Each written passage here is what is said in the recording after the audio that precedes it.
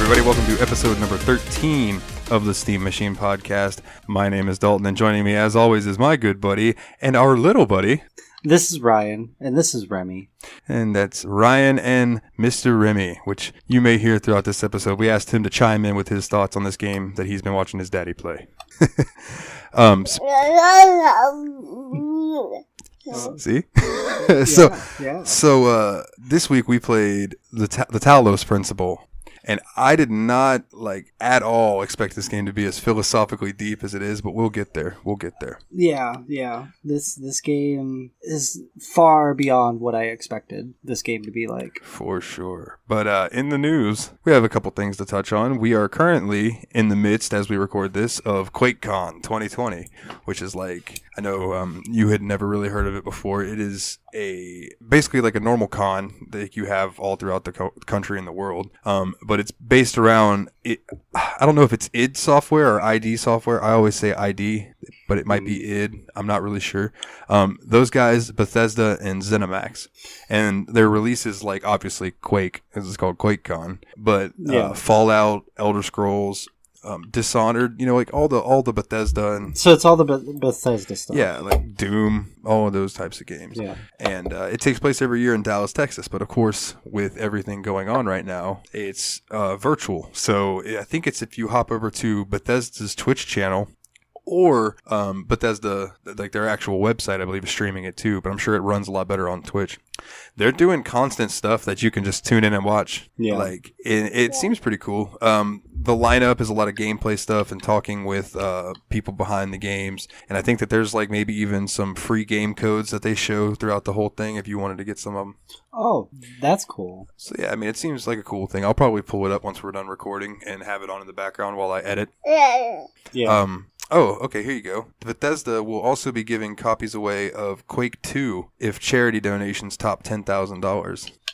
Oh, interesting. They probably already hit that. It would not surprise me. If it's been going all day, yeah, it wouldn't surprise me at all. So maybe later I'll log into my Bethesda account and see if it's there before I buy it. One dude out there was just you know what? Everyone deserves this free game. Here's $10,000. Dude, there might be somebody who likes Quake enough that has that kind of money to do that. Yeah.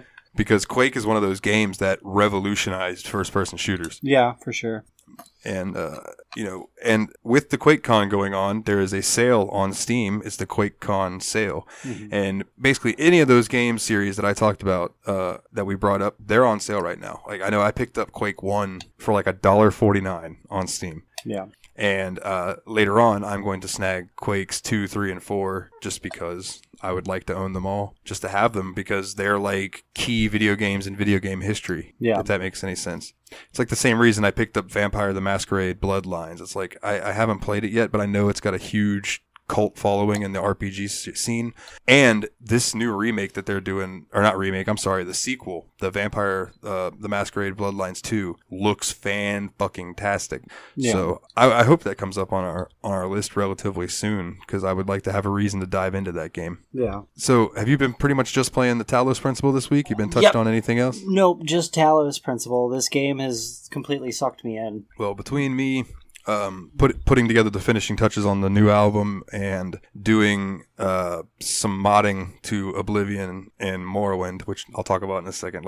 I did play what I could of Talos Principle, and I don't think I'm too far behind you. Yeah. But man, what a beautiful game. Yeah, no, for sure. When you told me what game we were playing and everything like that, I did a little research on it. I just quick Google, and it said it was a puzzle game, and I was like, all right, that's all I need to know. It's just gonna be a puzzle game, not too in depth, because it's hard to really create a storyline around a puzzle game. Even Portal didn't have that much depth to it. This game is kind of fucking with my psyche a little bit. This game is great. It's you're doing this puzzle game to the Turing test to make sure you're a robot or not. It's wild. It is wild. And when we pulled it and James was on, I said, man, there was a website that gave this 100 out of 100. And I know you and James both were like, psh, whatever. Yeah. But I can kind of get it now playing it. You know, like you said, I went into it just thinking like, oh, this is just going to be another puzzle game. Yeah. It's not.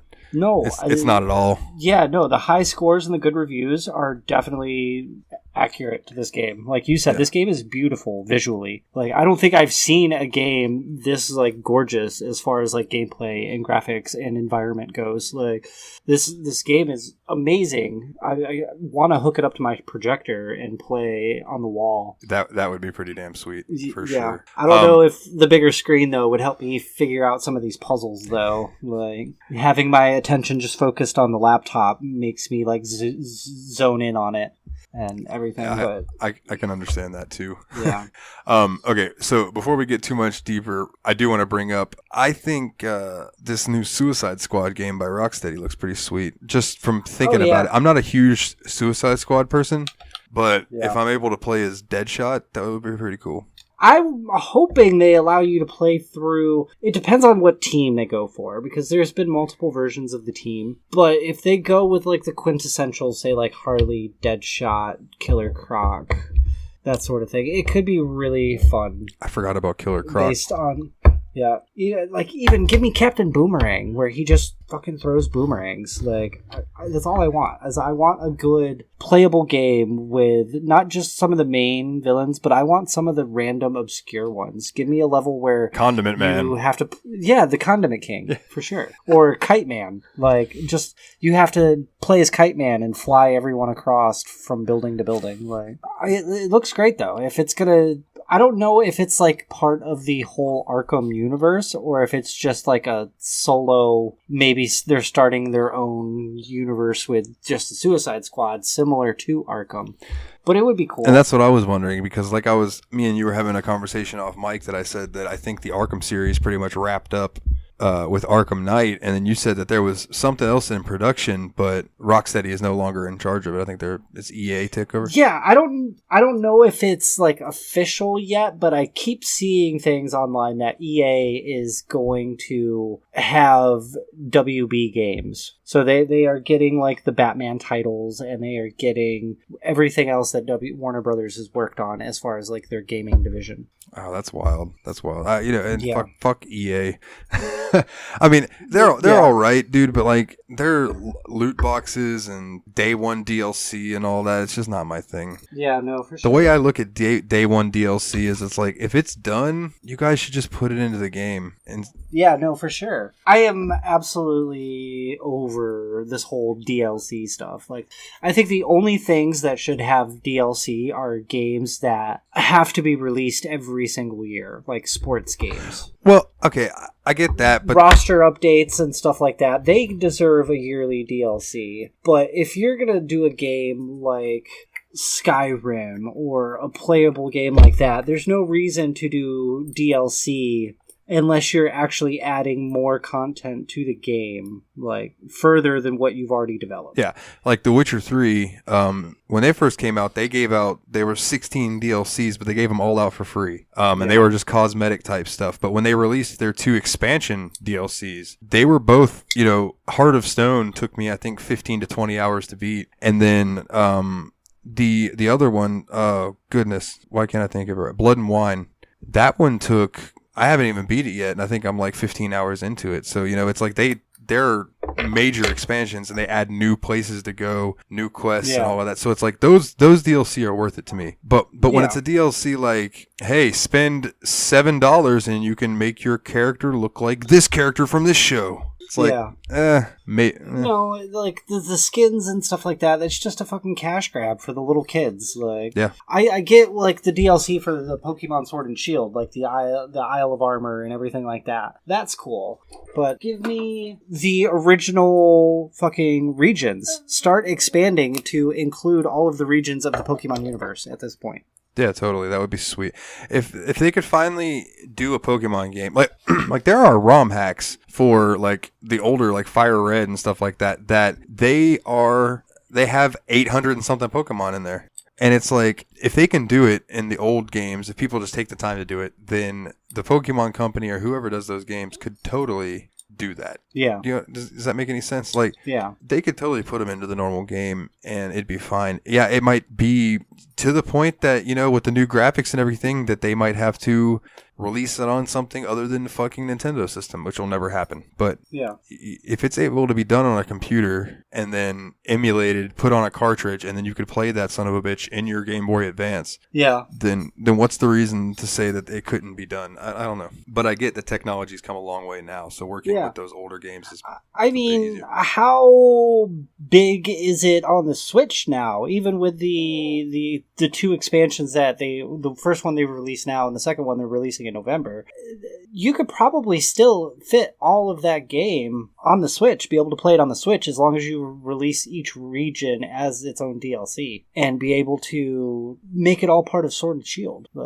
Yeah, but then you have your people who are going to complain because they're like, well, we want the physical content of it, so it's like they're going to want it all in one version, and I'm just not sure it would fit on a cartridge, that's all. Although, they crammed the entirety of The Witcher 3 and its 2 expansions onto a cartridge, so... I mean, it doesn't...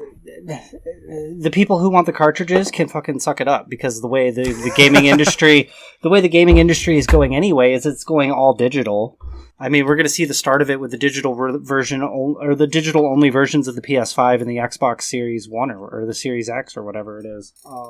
And like the Pokemon, there's no cartridges for the DLC for the Pokemon Sword and Shield. It's just digital download only, as far as I know. Like, you can't go buy an Isle of Armor cartridge to add to your Pokemon game. Like, that's how DLC works. Like, yeah, but I think that there are people that are holding out for that not Platinum Edition, but like the Game of the Year Edition type thing. I think Oblivion has the Game of the Year edition type. Yeah, but they can hold out hope. It's like the wrestling people who still want CM Punk to come back. Like, oh, don't get me fucking started on that. Yeah, get out of here. Like, oh my goodness. Yeah. I've had that conversation with our buddy Danny many a times. Yeah. Just let that sleeping horse fucking die. Yeah, for sure. And like, I get some games deserve like a Game of the Year edition and everything like that, but it's not needed. Like, what are you doing? You're just re-releasing it with maybe a couple additional features and maybe a remaster. Like, if you had the game and you liked it that much, why are you going to drop the money for another version of it? Like, I don't know what to tell you. I've bought Skyrim like 4 times. Yeah, no, I have it on the PS4, and I think I have it on the Switch, and it'll probably end up on the PC at some point too. Like, yeah, it's just some of these games like Oblivion. Like, with Oblivion now, the only one that you can find usually is the Game of the Year edition. Yeah, for consoles and stuff at least. Yeah. On PC, I think you can still get the normal version, but why the fuck would you do that? Yeah. When you can pay $2 more and get everything. Yeah, for sure. But that's an older game. So yeah, it's like when I bought The Witcher 3 on the Switch, and it's like, do you want The Witcher 3 or do you want The Witcher 3 Complete Edition, which is like $4 more? And I'm like, I'm paying $4 more for everything. Like, yeah, just let me go ahead and get it all. Oh.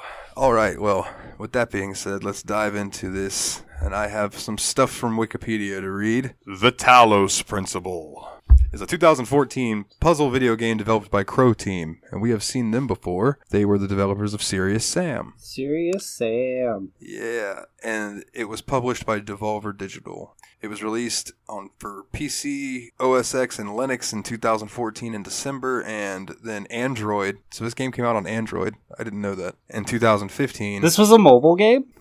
Apparently it came out on Android. No way. And then it came out on PS4, and then it came out on iOS, and then it came out on Xbox, and then it came out on Switch. Wow. And now it is virtual reality enabled for the Oculus Rift and HTC Vive. That would be wild. That would be cool. Yeah, I wish I had an Oculus. I know that there's a way to rig my PS4 VR to work on PC. I'm just not 100% sure how to do it. Yeah. But now that I have a webcam, I might be able to do it. Yeah. Because I think what I was lacking before, and I'm just realizing this as we're on mic, what I was lacking before is that the PS4 camera doesn't work on PC. So the game features a philosophical storyline, and it takes its name from Talos of Greek mythology, a giant mechanical man who protected Europa and Crete from pirates and invaders. Other names in the game taken from mythology and religion are Elohim, Gehenna, Gehenna, Milton, Samsara, and Uriel. So, have you noticed? Did you look and see that you could play this game in either first person or third person? I've been playing first person, but I knew you could do one or the other. Yeah, I tried to play it in some third person, and it was just too strange for me. Yeah. It was kind of like when I tried to play Serious Sam in third person. It was just really weird. Yeah, no, that's really weird. So, interesting fact: this game started off as work towards Serious Sam 4. I believe it. It was basically just like them experimenting with the use of interacting with objects in game design while creating levels that would fit the Serious Sam look and everything. I believe it, because World 2 is all Egyptian, which is Serious Sam to begin with. But... Yep. And this led to some complicated puzzles that the team were inspired to build upon, and then they just decided, you know what, let's just make this its own thing. So then they just made this game. They completed 80% of the puzzles and then brought in Tom, God, I hope I don't butcher these names, Tom Hubert and Jonas Kreitzes. Nah, whatever. Yeah, no idea. Jonas K. Instead of offending them, I don't even try. Those guys wrote the whole story. Yeah. And they were told basically like they want a story about robots and sentience and philosophy and God. And those guys were like, all right, let's do it. So they went in and did it. So this game was first shown at E3 in 2014, which I wish I'd have watched at that time because maybe I'd have checked this game out sooner. Yeah, 2014. I didn't even know this about this game until you brought it up on the list. Like, I wish I would have known about this game. This game is awesome. Yeah, so that's pretty much all I really want to read. Other than, as far as the legacy goes for this game, it says that the Talos Principle has been regarded by various sources as one of the greatest puzzle games of all time. I believe it. Rock, Paper, Shotgun ranks the Talos Principle number 8 on their list of 25 greatest puzzle games of all time, which I would be interested to see what topped it. Yeah, for sure. It's all of all the puzzle games I've played, this one blows every other one that I've played out of the water by far. This game is ridiculous on all aspects. The Talos Principle was influential in the design of other puzzle games, such as the Turing Test, which is, I heard you brought it up. Okay, so there's an actual game called the Turing Test. Well, we're gonna have to check that out because apparently its publisher is Square Enix. Oh, interesting. And well, that's probably gonna be like a mind fuck too. Like, do you know anything about the Turing Test? Anything like that? I do not. I do not. It is like a test set up to. It's like designed to be able to tell the difference between like artificial intelligence and people. Oh, that's cool. There was a part of Talos Principle, one of the computer entries or whatever, where there was just like it looked like a chat forum. Yeah. And the guy was just like, yeah, I agree with so-and-so. Like, bots can never do such and such. I don't remember exactly what it said. I wish I should have pulled it up to look. And the person's response is like, just so you know, that person that you're agreeing with is a bot. Yeah. Like, as he was saying that bots couldn't think like that, he's like, no. That person you're agreeing with is a bot. Which, this game, it really made me question, starting to like, it kind of make you start questioning your existence. Like, is anything real? Is life real? Yeah, no, for sure. Like, the more you get into this game, it's like, part of the game, the AI system, the PC system, starts questioning you. And it's like, are you a person? Well, how do you know you're a person? How do you know this is actually like what a person is supposed to feel? Like, and the more you actually try to answer as a person, like the more wrong it gets in the game. And it's like, that's not the answer we were looking for. That answer is either not deep enough or it's too deep that makes you think that maybe you're trying to hide the fact that you're not a person by answering so deeply. And like, what the fuck? Yeah. What do you say to that? It's one of the aspects of the whole PC system is like, as you run into these PC units throughout these different stages, you are trying to get more information from it, and to get more information from it, you have to have a administrator's account. And yeah, I think I asked you about it earlier, and you said that you got denied access as an administrator. Yep. I finally cracked it, and I think the thing that I cracked it with is I told the computer that physics wasn't real, and then it asked me why I believe that, and I think my response was like, well, frogs are people too. And it was like, well, I guess if consciousness makes what a person is, that I guess frogs are people, and I guess that makes you a people too. And if that makes you a people, then I guess you get access. And then here's administrator access. I eventually had the opportunity to repeal it, and then I had to go through that similar conversation. But when it asked me, is like, well, he goes, let me be a little deeper. He goes, what constitutes the difference between a frog and a person? Yeah. Because at first it was like, what's the difference between a tree and a rock? And it was like, well, the tree is alive. Yeah, the pebble in the tree. Like, yeah, and then it's like, well, what's the difference between a tree and a frog? And it's like, well, the frog is the frog is delicious. That's what I said. The frog is I said the frog is conscious, and he said, all right, well then what's the difference between you and a frog? And I said, humans are self-aware. That's what makes us different. We are self-aware. And he was like, all right. And then he started asking me about like physics and why. He's like, if emotion can't be seen, then why does happiness make people jump for joy? And I was like, it makes you think it does, but it really doesn't. Yeah. Like that's not what make it does. And the computer's just like, word. Yeah. We had very similar answers. Very similar all right, answers. bro, you can come into the club. I will say that this game starts off, you just like, your character, I guess, wakes up, and there is just this booming voice coming from the sky, which tells you his name is Elohim, and he is, I guess he's like God. That's what I am getting between this. Is like, it's like God is telling you to do one thing, and then the computer, I don't want to say the computer is the devil. I almost want to say the computer is more like reason and science, because it's like, one of the first things the computer does when it starts to show you that there's something going on here is like you answer all these questions and it's doing its normal computer thing, and then finally it's like, so why are you listening to that voice in the sky? I think the voice in the sky, like it's calling itself Elohim, which is the Hebrew. It's one of the Hebrew names for God in the Hebrew holy text, the Talmud or whatever. Okay. And the computer system, since the character you're playing as is like an AI, it's a sentient robot. Like that's what you are. Yeah. I'm assuming the computer is the programmer of the AI, and he is trying to actually determine the level of consciousness that the AI system has. Like, is the AI system going to think for itself by what I'm feeding it through the PCs, or is it just going to listen to the big booming voice coming from nowhere? That sort of thing. It's trying to determine that level of consciousness of the artificial intelligence. I got you. Yeah, that makes sense. It's terrifying. It's a terrifying thought. Like, I don't know about you, but like my like top level, like the world is ending. Like this absolutely most terrifying thing in the world for me is artificial intelligence. I've watched Terminator enough times to know where this shit's gonna go.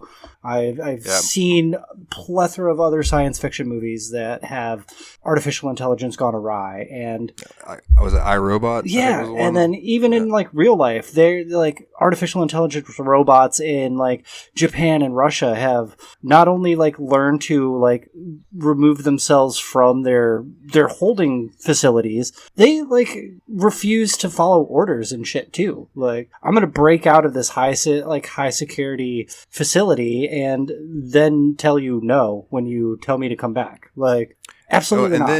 And then you have the idiocy of humanity, where they had that one AI system that they linked it to a chat, and they were like, hey, chat with this AI and it'll learn from you and stuff, and people trolled it, and that AI became the most racist, sexist piece of shit thing ever, so they just shut it down, and they were like super disappointed in the whole project. And I'm like, man, people fucking suck. That's what you get. Like, it's like when Mountain Dew had the naming contest a couple years ago, and it's like, what should we name our new flavor of Mountain Dew? I think the number one answer was like, Hitler did nothing wrong. And you leave yourself open to the fucking assholes who are going to just flood the shit with that. I think there was a study with artificial intelligence at MIT where they were feeding the program thousands of hours worth of like serial killer crime data, like how the serial killers did their things and like the whole investigation reports and all of that.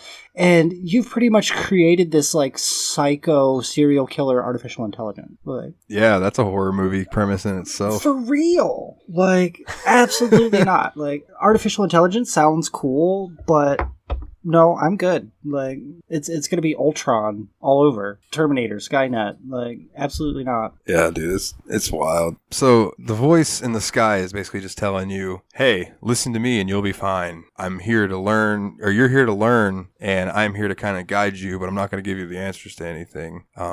But do not climb the tower. That is one thing that keeps getting repeated. Do not climb the tower. And then, of course, the dude in the computer's like, hey, man, why not? Go climb that thing. Go climb the tower. Finish all this shit. Go climb the tower. You'll be fine. Yeah, the guy in the computer didn't even have to tell me that. The first time the Elohim voice came, and it's like, the existence is here. Do not worry about the tower. And I was like, fuck you. I want to know what that tower is. Like, yeah, for sure. I'm like, it's probably going to be the end game. I assume is going to be going up that tower, but I don't know. Yeah. So along the way, you're just solving puzzles. I don't really know how to talk about them too much. Like, it's like, there will be these. It's almost like Portal without the interdimensional gun. They're brain teasers that make you think not just like, oh, this is a puzzle, it's going to be point A, point A. It takes in the whole environment. It's like three-dimensional where you may have to use objects around you to trigger like pressure plates or something like that. Like, it is a complete full-on thinker. Yeah, and it gets harder as you go on, because when I first started, I was like, oh, this game's going to be a breeze. These puzzles are not that hard. But as you go on, more mechanics are added. I know, I think the first thing that you get is the jammer. Yeah. And you use that. There are these like doors of energy, and you use the jammer on them, and it will stop that so you can run through it. And certain puzzles based around, using the jammer in specific situations, whether you need to jam an enemy. There are certain, these like floating bomb things that the mines. If you get too close to them, they're going to zoom at you, and you can't outrun them. They will fuck you up. No, yep, you can't outrun them. You can't outrun the turrets. The automatic, the turrets, yep, you can't outrun those. It's like, you will die unless you figure out a way to get around them. Yeah, for sure. And then after you do the jammer for a few different levels and everything, I believe that's when they introduce the shards, the crystal shard things. It's like, yes, there are the crystals to change the direction of the lasers. Yeah, these laser beams like that you have to direct.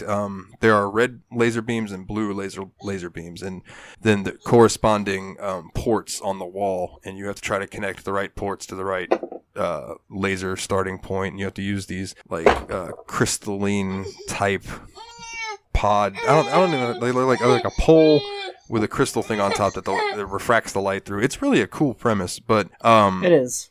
You use those to get through a bunch of puzzles and stuff too. And they progressively started getting harder. And at this point, I'm like, all right, this game is becoming a little challenging, but nothing too bad. Then they introduced the cube. And that's when you start having to deal with pressure plates and stuff. And this is where the game started getting interestingly difficult. And the story is building as you go. And this is what we had already kind of touched on. This is where the computer starts being like, hey, why are you listening to this big voice that's telling you what to do? Like, don't you think for yourself type thing? Yeah. You go through more puzzles. And then the last thing I unlocked was the fan. Mm-hmm. And that introduced even more mechanics, having to use the fan to blow around. That first level that I went into with the fans, where you had to... Didn't you get a little further than that? I think you unlocked the fan before you unlocked the replay feature. No, yeah. Okay. I'm just saying, like, that's where I've gotten, yeah. I'm not too much further past where you get the fan thing. Yeah. The one where it was a pretty big level, and you had to stand on the two floating crates and then stand in the laser beam and block the laser beam. And then while the beam was still charging up the fan over here, you had to jump down into this fan, which blew you across the level. It caught you another fan, blew you over there for you to be able to run in and grab the fan really quick before it turned on so you could get the puzzle piece and get the fuck out. Because basically the whole time you're trying to solve these puzzles to find these pieces, which are like Tetris pieces. That's what I call them. Yeah. No, they call them sigils, but they're geometric pieces. It's like Tetris. Totally. They look like Tetris pieces. Okay, so the next mechanic that you unlock, like I said, I don't really know how to even describe the gameplay. This is just something that, like, honestly, listeners should fucking play because it's fantastic. But the next mechanic is the replay mechanic, and holy shit, that gives I do not like it at all. I mean, I get that it's there, it just annoys the hell out of me. Yeah, it's annoying, but I see the point in it. Like, I didn't realize that when you were in earlier worlds and stuff, as you're running around in between the different areas and stuff like that, you saw previous recordings, but you don't know if they were previous versions of you or previous versions of like another system. It blew my mind. I started seeing like these AI ghosts. Yeah, the one that runs at you with the screamer from Serious Sam. Yeah, the Serious Sam Easter egg. Yeah, he and then speaking of Easter eggs, the Jurassic Park one where they name the system Ian, or their company is called Ian because it's something. So they're like, Dr. Malcolm will be our mascot. I was like, that's fucking sweet. Yeah, this game gets an automatic 10 out of 10 for me. I don't care how it ends. Just the Jeff Goldblum, Dr. Ian Malcolm, Jurassic Park Easter egg. Dr. Ian Malcolm. Yeah. This game gets a 10 out of 10 just for that. Dude, correct me if I'm wrong. Wasn't I with you when you got that Dr. Malcolm? Wasn't that? Yes, we went to GameStop to pick up Pokemon. Yeah, that's right. I don't really know what else to cover on this first part. I think we're about halfway through. And full disclosure to the listeners, we neither of us have beat it yet. We're going to, so we're going to do a little part 2 on this, probably within the next few days. Hopefully before next week, maybe we can get another one in before then, but we'll see. But I wanted to be able to cover it all. But personally, I've been dealing with working on this new album that I just released and stuff. So it's been a busy week for me. So I didn't get to play this as much as I wanted to, but I'm going to dive in deep with it now that I have some more free time, and all should be well. And once we beat it, we'll actually have more to talk about as far as the story goes and things like that. The story's going to have a twist, and I can't wait to find out what it is. Yeah, pretty much. That's what I'm looking forward to. Yeah, this is a very heavy story build, and I am like 100% hooked. I want to know where this game goes. Like, if this game's storyline wasn't as good as it was, I would say let's just call it here and pick our next game, because it's just a puzzle game. There's gonna really be, but no, this game has like a definite ending, and I want to know what the fuck it is. But, yeah, absolutely. So I'm trying to think of anything that I want to wrap up with. I think we about covered where we're at. You're going to be really hard to edit out. Oh yeah, it's going to be fun. I think that we should just call it here, and then we'll cover the rest of the story. I like I said, this is kind of a short episode for us, but I just wanted to get something out so we didn't miss a week or anything for you guys. And in the next few days, hopefully, like I said, we will be able to wrap up this game and talk more about it. Apologies for the short episode, but what can you do? When life gets in the way, you do what you can. Yeah, obviously. Oh yeah, and we would like to thank Mr. Remy for guest starring. We appreciate it, bud. Guest star, he is the star of the show. And if you want to find us on social media, you can go to facebook.com/The Steam Machine Podcast, or find us on Twitter at Steam_podcast. And we appreciate Understore. Fuck off! I got it right this time. You did. You did. You're 2 weeks in a row. 2 weeks in a row. Yeah, I'm gonna jinx it next time. Watch. Yeah, I'm gonna keep a sign in the back, and it says how many days since last Understore. Understore. Oh, man. Also, please, if you would, go and leave us a 5-star review on iTunes. That helps us out tremendously. And is there anything else that either of you gentlemen would like to say? No. I think I'm ready to finish this game. It shouldn't be more than a couple more days. Yeah, that's what I'm thinking. I'm maybe shoot for Monday or Tuesday, but we'll see what's up. Yeah. All right. Well, then we will be back. Well, I'm already fucking up now. We will be back with part 2 in a little bit, gentlemen and ladies who are listening. So with that, he's Ryan. I'm Dalton. And as always, guys, take it easy.